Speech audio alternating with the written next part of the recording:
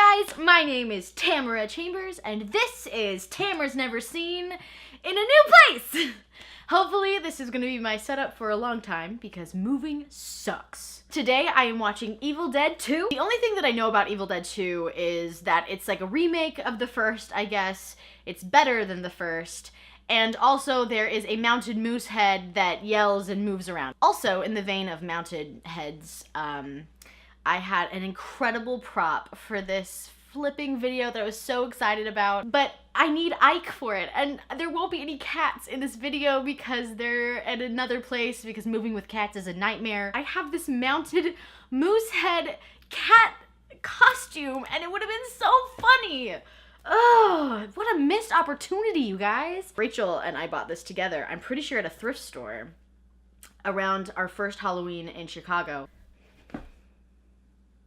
Anyways, now that all happened, hooray, Evil Dead 2, I'm so excited! Tamara's Never Seen. Tamtoberfest.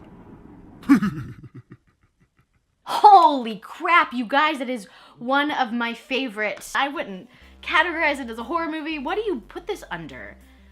I don't know. Funny slasher? So if you skipped the first 10 minutes of the second one, then you could watch it as if it were like a number 2 to the first. Which is weird. So it starts off with Ash and his girlfriend Linda, and then none of the other friends are there. They're just going up to this cabin for a romantic retreat. And he gives her the necklace. Okay, Linda is possessed and she bites Ash's hand and won't let go, which is pretty rude. And Ash is super Jim Carrey-esque in this whole portion and the whole movie. He looks like Jim Carrey, like a lot. Like a lot. Is that a thing that people compare him to? Because he's very, like, subdued Jim Carrey. So then Ash chainsaws Linda's head off, which, true love. And then he goes back to the house and trades the chainsaw for a single bullet gun.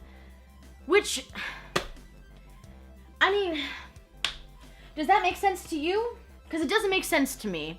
Because you know that you have to take off all of their limbs in their head, and why you're just gonna shoot at him one bullet at a time. You have to like reload, maybe it's 2 bullets, I don't know how guns work. Then there's this really cool and disturbing scene where Linda comes out of her grave and she's like dancing around with like a really badly decomposed body, and it's gross and cool and so unsettling. Like, she's just so creepy. And then she like disappears behind some trees. Then his hand just gets possessed. You bastards! Give me back my hand! Give me back my hand! And it's touching and sad. You can keep my girlfriend, just give me my hand back. Oh, hair flip. I have braids, so it's like, it's hair clumps. Clump. Clump, clump. I was reading comments on the last video and someone was like, is she ever gonna stop hair flipping, or is that just gonna be a permanent thing? It's a permanent thing, buddy. Also, I love meaning that I hate. People were so mad that I brought up the tree rape as a negative thing in the last video. This is literally a video of me reacting to a movie I saw. And I saw tree rape. Someone was like, oh, we get it. You don't like tree rape. Why don't you just watch Disney and Pixar for the rest of your life? I'm like, that's so stupid. No. Something I love about this version of the movie versus the first movie's version of the movie is the addition of the people who own the cabin and the people who like discovered the Book of the Dead. The dad owns the cabin, he's supposed to be at the cabin, and the daughter is trying to get back to him with her boyfriend. Then you meet these 2 super redneck characters who are like, we'll take you if you pay us. And they don't have that accent. That was totally me. So cut back to Ash, who has cut his hand off and who is weirdly calm about cutting his hand off.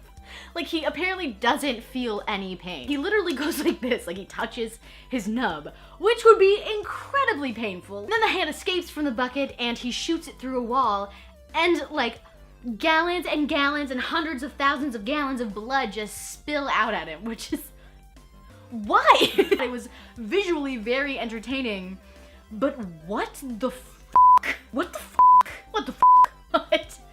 What the fuck? Then the mounted deer head! Guys, I'm really sad he's not here. But you lucked out on escaping your costume here, so good for you, but I'm happy for him. So the Moosehead, which, do we even need to talk about it? It's great. Should I skip over it like I should have skipped over the tree rape? No, I'm gonna talk about it. Great! It's crazy! The lamps and the books and everything, they're just like laughing like it's Mickey's Funhouse, and then Ash starts laughing and he's like flipping nuts, and it's a solid minute of insane laughing, and it fits the movie very well and is very entertaining, and I'm all about it. So the rednecks and the owners of the cabin get there and knock Ash out because they think that he killed their parents. Then they knock him into the cellar and listen to the recording from the dad and realize that he didn't kill the parents, and that their mother is buried in the cellar. Then you just hear this crazy voice go, "There's someone in my fruit cellar!" Blah. So they get Ash out of the cellar, and I'm watching this movie with closed captions on, and it just goes, demon, hiya! Which I didn't hear the mom demon say hiya, but it was funny nonetheless. This whole sequence, and like, the whole movie is so cheesy. And is that because I grew up with movies that weren't as cheesy? Or is it because they recognized the cheesiness of the first and just like fucking went with it? I don't know, but I really love it. It's very compelling. The cinematography is super compelling and interesting. And at times it feels really sloppy, but sloppy in like a way that's like, wow, that's cool. Like that cool artist in high school who like never took a shower, but you're like, man, he's cool. Versus like sloppy, like I am with like not putting shit away. Like it's in an artistic way. So then Annie's father's soul talks to them and tells them to use the new pages they found to get the demons away. So then the redneck girl Bobby Joe gets spooked, runs out into the forest, and I thought there was going to be another tree rape scene, but it wasn't. So I'm glad. Honestly, I can't think of one instance where tree rape needs to be in a movie. Like where it like has to be in a movie to tell the story. I just can't think of one instance. So then the redneck girlfriend's redneck boyfriend is like, where's Bobby Joe? And he's like, you guys have to come help me find it. And he's like, Ash, Annie, come on. They're like, no. And he's like, yes. And he throws the new pages that's gonna save them down into the cellar with the crazy fruit seller mom. Ash gets turned into this terrifying demon, the most terrifying of all the demons, and the most convincing looking as well. And then the redneck boyfriend, who I never learned his name, but he gets stabbed in the stomach by Annie. And it's a mess. It's just it's a mess. Then Demon Ash sees the pendant that he gave Linda in the beginning, and it breaks him free of his demonic gaze. And this is the second time that he's become not a demon after being a demon. And is he invincible? Is he the only one who can break free from being a demon? So they have to go into the cellar to get the pages, and Ash makes his hand into a chainsaw arm, and it's so flippin' groovy.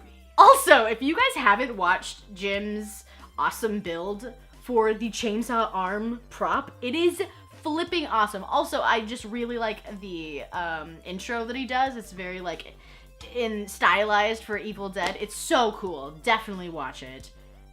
Definitely watch it. So Ash gets the pages from the basement, but then the mom attacks them, and she is terrifying. She looks like a bloater from The Last of Us. If you played that game, the really terrifying zombie characters, the bloaters, that's what she looks like. Then he chops her up and he does some amazing gun moves. He's like, swallow this, and they have a great moment. So she gets hurt, but she has to say the passage to open up this rift to get the evil tree, all of these demons out. They're not just tree demons, there are trees involved. She's like trying to say it, but she's so hurt. And it's like, girl, spit it out! And she opens the rift. Rift or riff? The rift in time. Rift? I think it's rift.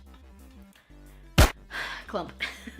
Then Ash and his terrible gray hair streak are pulled through. And of course, he ends up being the savior who saves the ancient people from the monster mentioned at the beginning of the film. I didn't mention this, but there was a savior mentioned in the beginning of the film. Something that I thought that was really weird about this part, though, was that they got there and he did not want to be the savior. And he realized he was in this past and there were ancient demons, and he was like so distressed about it. And I feel like, I don't know, I can't think of an example, but I feel like I've seen similar things before, but they're like okay with their newfound hero and they're like, oh yeah, cool, I'm this hero in this like ancient place, but he was like super not into it, and it was unsettling. I feel like since starting Tamara's Never Seen, it's harder to get through movies because now it's like a job.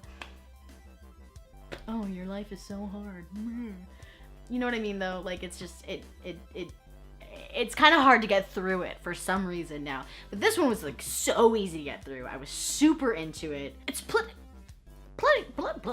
It's pretty split though between what people prefer, the second or the third. I don't know if I've heard anyone say that the first is their favorite. Tree rape. but